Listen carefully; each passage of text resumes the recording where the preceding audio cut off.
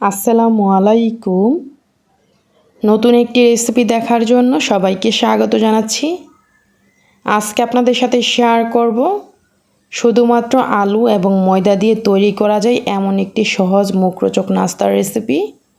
এই নাস্তাটি একদিন বানিয়ে আপনারা চাইলে কিন্তু মাসখানেক পর্যন্ত সংরক্ষণ করতে পারেন।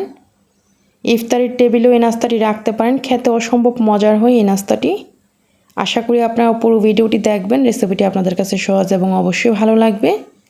চলুন দেখে নিই রেসিপির পুরো প্রস্তুত প্রণালী। আমি এখানে 3টি বড় সাইজের আলু সিদ্ধ করে খোসা ছাড়িয়ে নিয়েছি। এখন একটা কাঁটা চামচের সাহায্যে আলুগুলোকে ম্যাশ করে নিব। আলুগুলোকে ভালো করে ম্যাশ করে নিব। আমাদের এখানে আলুগুলো কিন্তু ম্যাশ করা হয়ে গিয়েছে। এখন দিয়ে দিব এখানে লবণ পরিমাণ মতো, ধনিয়া পাতা কুচি 1.5 টেবিল চামচ, 1 চা চামচ দিয়ে দিচ্ছি এখানে চাট মশলা, দিয়ে দিচ্ছি এখানে 3টি কাঁচামরিচ কুচি। আপনারা চাইলে কাঁচামরিচের পরিবর্তে এখানে চিলি ফ্লেক্সটাও দিতে পারেন। এখন এই সবগুলো উপকরণকে ভালো করে আলুর সাথে মিশিয়ে নিতে হবে। চাট মশলাটা বাজারে কিনতে পাওয়া যায়, অনেকে জিজ্ঞেস করেন, তো আপনারা চাইলে ঘরে তৈরি চাট মশলাটাও দিতে পারেন, আবার বাজার থেকে কেনা চাট মশলাটাও দিতে পারেন। আমাদের এখানে আলুর পুরটা তৈরি, আমি এক সাইডে রেখে দিলাম। এখন একটা মিক্সিং বলে নিয়ে নিচ্ছি 2 কাপ ময়দা। ময়দার পরিবর্তে আপনার আটা দিয়ে ওই নাস্তাটি একইভাবে তৈরি করতে পারেন।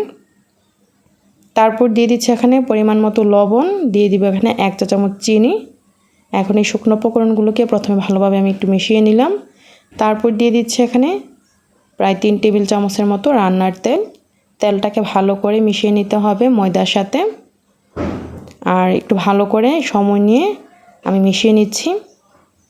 তেলটাকে ভালো করে মেশানোর পর যখন দেখব হাতে এভাবে মুষ্টি করলে জমাট বেঁধে যাচ্ছে, জোর জোর হয়ে পড়ছে না, তখনই বুঝতে হবে এটাই হচ্ছে পারফেক্ট। ঠিক এরকম, এই যে দেখুন। আর এইভাবে করে যদি তেলটাকে ভালোভাবে মাখানো হয় অনেক বেশি মুচমুচে হয় নাস্তাটি। তারপর আমি এখানে রুম টেম্পারেচারে থাকা নর্মাল পানি দিয়ে অল্প অল্প পানি দিব আর ডোটাকে তৈরি করে নিব। এই ডোটা কিন্তু একদম বেশি নরম কিংবা একদম বেশি শক্ত হওয়া যাবে না। তো এইভাবে অল্প অল্প পানি দিব আর ডোটাকে তৈরি করে নিব।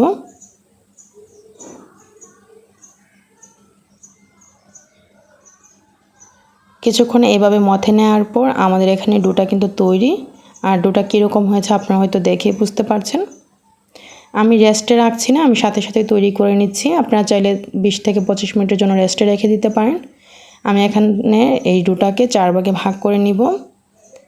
তো 4 ভাগে ভাগ করে নেওয়ার পর এখান থেকে 1 ভাগ নিয়ে নিচ্ছি। একটা বোর্ডের উপর আমি 1 ভাগ নিয়ে তারপর কিছুটা ময়দা ছিটিয়ে দিয়ে একটা রুটি বেলে নিব।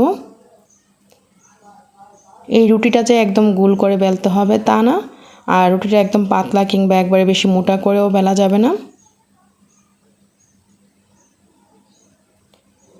এইভাবে আমি রুটিটাকে বেলে নিয়েছি। আপনারা নিশ্চয়ই দেখে বুঝতে পারছেন কতটুকু পাতলা হবে। এখন আমি একটা এরকম স্টিলের গ্লাস নিয়েছি। আপনারা যে কোনো ঢাকনা কিংবা মুখ দিয়েও, বয়ামের মুখ দিয়েও এভাবে কেটে নিতে পারেন। তো আমি এরকম একটা স্টিলের গ্লাস দিয়ে কেটে নিচ্ছি। তারপর বাকি অংশটা তুলে নিলাম। আর এখান থেকে ছোট একটা রুটি নিয়ে আলুর পুরটা দিয়ে তারপর আরও একটা ছোট রুটি উপরে দিয়ে এবার হাত দিয়ে একটু চেপে নিতে হবে। তারপর কাঁটা চামচের সাহায্যে ডিজাইনটা করে নিচ্ছি।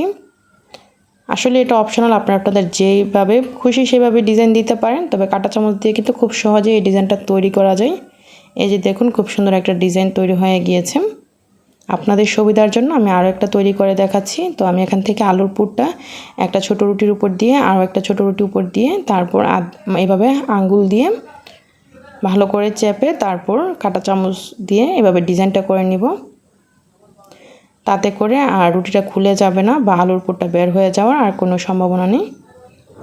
তো এইভাবে আমি সবগুলো তৈরি করে নিব। আর এইভাবে সবগুলো তৈরি করে নিয়ে কিন্তু আপনারা চাইলে ডিপ ফ্রিজে রেখে সংরক্ষণ করতে পারেন। একটা জিপলক ব্যাগে ভরে তারপর মাসখানেক সংরক্ষণ করতে পারেন, যখন খুশি তখন ভেজে নিতে পারেন।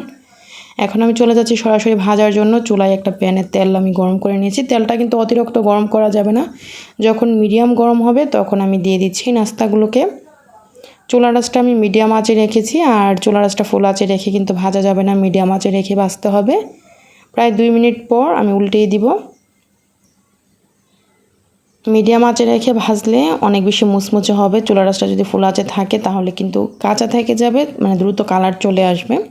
তো চুলা রাসটা কমিয়ে রেখে উল্টিয়ে পাল্টিয়ে আমি ব্রাউন কালার হয়ে যাওয়া পর্যন্ত ভেজে নিচ্ছি।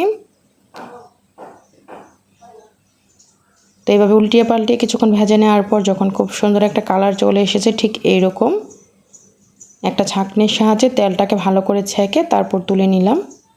আর একইভাবে আমি সবগুলো ভেজে নিব।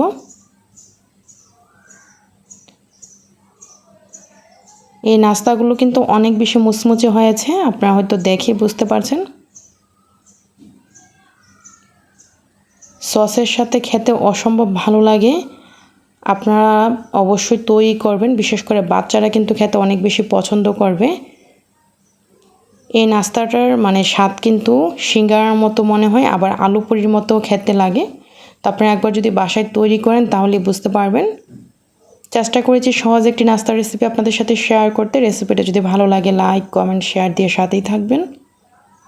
আজকের এই রেসিপিটি দেখার জন্য আপনাদের সবাইকে অসংখ্য ধন্যবাদ। সবাই ভালো থাকবেন, আমার জন্য দোয়া করবেন। আল্লাহ হাফেজ।